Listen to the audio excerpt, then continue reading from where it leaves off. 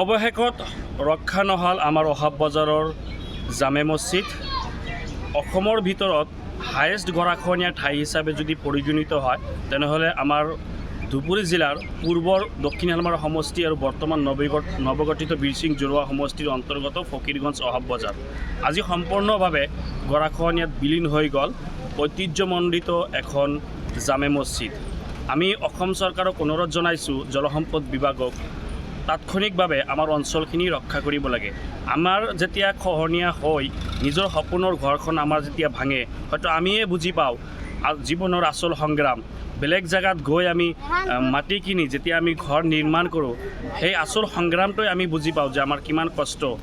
শিক্ষা প্ৰতিষ্ঠান আদিকে ধৰি এটাৰ পিছত আন এটা গাঁও, এটাৰ পিছত আন এটা বজাৰ খহনীয়াত বিলীন হৈ গৈ আছে। আমি অনুৰোধ জনাইছোঁ চৰকাৰক, যিমানখিনি ঠাই আছে আৰু মাত্ৰ 1 কিলোমিটাৰ ঠাই আছে, এইখিনি ঠাই যদি খহনীয়াত বিলীন হৈ যায় মেঘালয় ৰাজ্যৰ সীমান্ত পাব। গতিকে আমি অসমৰ মাননীয় মুখ্যমন্ত্ৰী ডাঙৰীয়াক অনুৰোধ জনাইছোঁ আৰু জলসম্পদ বিভাগৰ মাননীয় মন্ত্ৰী পীযুষ হাজৰিকা ডাঙৰীয়াক অনুৰোধ জনাইছোঁ, অৱশিষ্ট যিমানখিনি অংশ আছে, ঠাই আছে, এইখিনি ঠাই স্থায়ী প্ৰতিৰোধ কৰি দিয়ক, যাতে আমাৰ এই মানুহখিনি ইয়াতে বসবাস কৰিব পাৰে।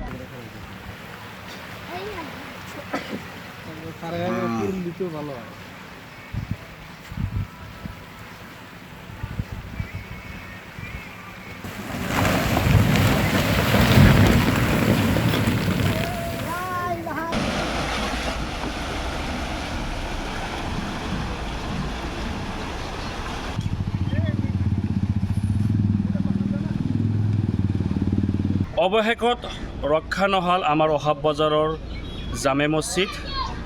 অসমৰ ভিতৰত হায়েষ্ট গৰাখহনীয়া ঠাই হিচাপে যদি পৰিগণিত হয় তেনেহ'লে আমাৰ ধুবুৰী জিলাৰ পূৰ্বৰ দক্ষিণ শালমাৰা সমষ্টি আৰু বৰ্তমান নৱগঠিত বীৰসিং জৰুৱা সমষ্টিৰ অন্তৰ্গত ফকীৰগঞ্জ অহাব বজাৰ আজি সম্পূৰ্ণভাৱে গৰাখহনীয়াত বিলীন হৈ গ'ল ঐতিহ্যমণ্ডিত এখন জামে মছজিদ।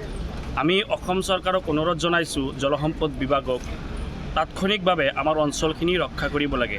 আমাৰ যেতিয়া খহনীয়া হৈ নিজৰ সপোনৰ ঘৰখন আমাৰ যেতিয়া ভাঙে, হয়তো আমিয়ে বুজি পাওঁ জীৱনৰ আচল সংগ্ৰাম। বেলেগ জেগাত গৈ আমি মাটি কিনি যেতিয়া আমি ঘৰ নিৰ্মাণ কৰোঁ, সেই আচল সংগ্ৰামটোৱে আমি বুজি পাওঁ যে আমাৰ কিমান কষ্ট। শিক্ষা প্ৰতিষ্ঠান আদিকে ধৰি এটাৰ পিছত আন এটা গাঁও, এটাৰ পিছত আন এটা বজাৰ খহনীয়াত বিলীন হৈ গৈ আছে। আমি অনুৰোধ জনাইছোঁ চৰকাৰক, যিমানখিনি ঠাই আছে আৰু মাত্ৰ 1 কিলোমিটাৰ ঠাই আছে, এইখিনি ঠাই যদি খহনীয়াত বিলীন হৈ যায় মেঘালয় ৰাজ্যৰ সীমান্ত পাব। গতিকে আমি অসমৰ মাননীয় মুখ্যমন্ত্ৰী ডাঙৰীয়াক অনুৰোধ জনাইছোঁ আৰু জলসম্পদ বিভাগৰ মাননীয় মন্ত্ৰী পীযুষ হাজৰিকা ডাঙৰীয়াক অনুৰোধ জনাইছোঁ, অৱশিষ্ট যিমানখিনি অংশ আছে, ঠাই আছে, এইখিনি ঠাই স্থায়ী প্ৰতিৰোধ কৰি দিয়ক, যাতে আমাৰ এই মানুহখিনি ইয়াতে বসবাস কৰিব পাৰে।